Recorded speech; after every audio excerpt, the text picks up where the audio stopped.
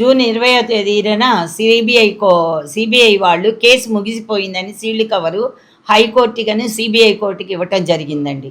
June 20వ తేదీన ఇప్పుడు 6వ తేదీన సెప్టెంబర్ 6వ తేదీన ఒక నోటీస్ పంపించి పోలీసుతో పంపించారు.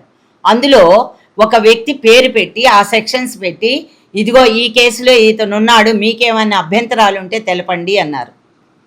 మీరు ముగిసిపోయిందని చెప్పి 3 నెలల ముందే చేసేశారు. మళ్ళీ ఆ నోటీసులో ఆ వ్యక్తి పేరు తీసుకురావటం ఏంటని మాకు అర్థం కావట్లా. ఎంత అమాయకంగా ఉందంటే సిబిఐ కూడా 3 నెలల తర్వాత ముగిసిందని చెప్పి మళ్ళీ 3 నెలల తర్వాత ఒక నోటీస్ పెట్టి ఆ వ్యక్తి పేరు పెట్టి ఆ సెక్షన్స్ పెట్టి ఆ విధంగా మీరు చెప్పారు అంటే దాన్ని ఏం అనుకోవాలి చెప్పండి. హాస్యాస్పదంగా ఉంది కేసు మాత్రం. ఇది సంచలనం సృష్టించినటువంటి కేసు అండి. ప్రజల్లోకి వెళ్ళిపోయింది ఆ కేసు.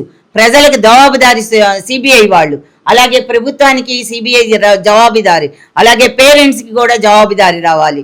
మరి ఆ నోటీసు పేరెంట్స్కి ఇవ్వాలి, బాధితులు ఎవరైతే ఉంటారో వాళ్ళకి ఇవ్వాలి, అలాగే గవర్నమెంట్ ద్వారా వెళ్ళింది కాబట్టి ముఖ్యమంత్రి గారికి, ఆ స్టేట్ గవర్నమెంట్ ముఖ్యమంత్రి గారికి, అలాగే హోమ్ మినిస్టర్కి, అలాగే డీజీపీకి ఇస్తూ సెంట్రల్ గవర్నమెంట్కి కూడా ఒక కాపీని పంపించాల్సిన అవసరం ఉంది.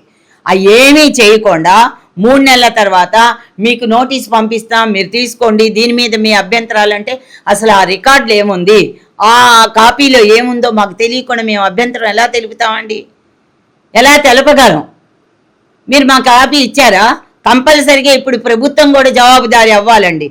ఎందుకంటే ఈ కేసు ప్రభుత్వం ద్వారా మేము సిబిఐకి వెళ్ళటం జరిగింది కాబట్టి ముఖ్యమంత్రి గారు, డిప్యూటీ సీఎం గారు, హోమ్ మినిస్టరు, డీజీపీ కూడా స్పందించాలి దీని మీద. కాబట్టి ఈ కాపీలు తప్పకుండా సిబిఐ మాకు ఇవ్వాలి, ప్రభుత్వానికి ఇవ్వాలి, సెంట్రల్ గవర్నమెంట్కి కూడా ఇవ్వాలి. అంతేగాని ఆషామాషగా దులిపేసుకుందాం అనుకుంటే ఊరికినేది లేదనమాట.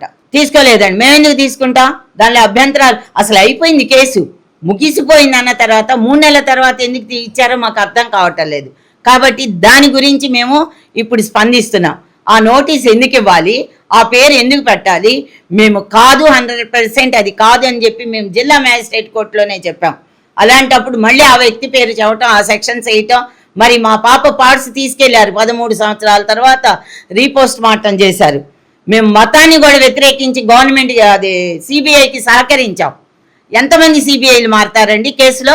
1 వైజాగ్, 2 తెలంగాణ, 3వది ఒరిస్సా.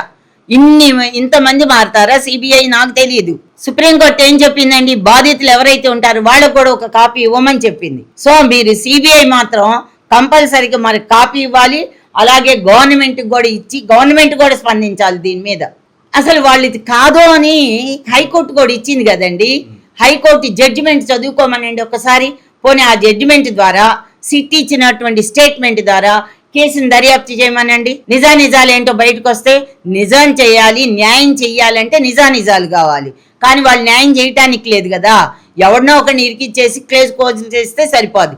పోలీసులు ఇదే చేశారు, ఆఫీసర్లు ఇదే చేశారు, ఇప్పుడు సిబిఐ కూడా అదే చేసింది. సో అందువల్ల వాళ్ళు నేరస్తుల వైపే ఉన్నారు కానీ బాధితుల వైపు వాళ్ళు లేరు. సిబిఐ కానీ పోలీసులు కానీ ఎవరైనా సరే బాధితులు మేము పట్టలేదు, వాళ్ళకి పోతే పోయింది. మాకు కావాల్సింది ఎవరు?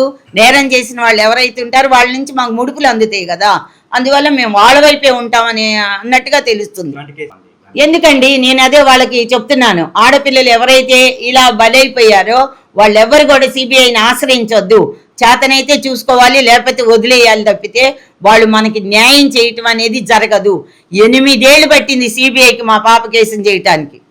ఇంకా మిగతా కేసులు, ఆ కేసుల్లో ధనవంతులు కనుక ఉన్నట్లయితే, పొలిటికల్ లీడర్స్ పిల్లలు ఉన్నట్లయితే న్యాయం జరగదు. ఇదే నేను మీడియా ద్వారా మీ అందరికీ విజ్ఞప్తి చేసుకున్నాను. దయచేసి మీరు ఏ కోర్టులు ఎక్కద్దు, ఏ సిబిఐని ఆశ్రయించవద్దు అని చెప్తున్నాను. ఎందుకంటే న్యాయం జరగదు. న్యాయం అనేది సామాన్య మానవుడికి, మధ్య తరగతికి భారతదేశంలో చట్టాలు లేవు. కాబట్టి మీరెవ్వరూ కూడా వాళ్ళని ఆశ్రయించొద్దని కోరుకుంటున్నాను, విజ్ఞప్తి చేసుకుంటున్నాను.